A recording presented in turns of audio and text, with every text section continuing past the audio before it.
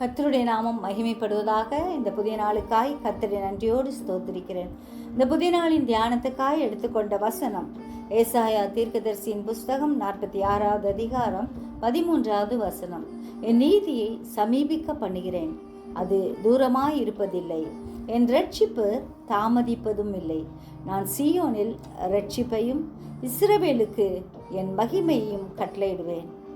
நீதியுள்ள நியாயாதிபதி நம்மோடே கூட இருக்கிறார்.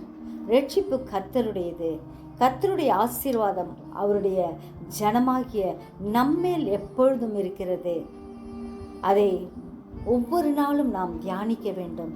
கர்த்தர் நம் ஒவ்வொரு மீதும் கொண்டுள்ள அவருடைய தரிசனத்தை அவர் நிறைவேற்ற வல்லமையுள்ள தேவனாய் இருக்கிறார். அதை நிறைவேற்றுகிற கர்த்தராய் இருக்கிறார். அவர் நம்மோடே கூட இருக்கிறார் என்பதை ஒவ்வொரு நாளும் உணர்ந்தவர்களாய் கர்த்தரையே பற்றி கொள்வோம். நிச்சயம் முடிவுண்டு. உன் நம்பிக்கை வீண் போகாது என்று சொன்ன ஆண்டவரை பின்பற்றுவோம். அவருடைய கரத்தில் நம்ம ஒப்பு கொடுப்போம். செபிப்போமா? ஜீவிக்கிறதா நல்ல இயேசுவே, இந்த அருமையான நாளுக்காக நன்றியோடு ஸ்தோத்திரிக்கிறோம். ஆண்டவரே, உம்முடைய நீதியை ஆண்டவரே நீர் சமீபிக்க பண்ணுகிற தேவனாய் இருக்கிறபடியால் நன்றியோடு ஸ்தோத்திரிக்கிறோம்.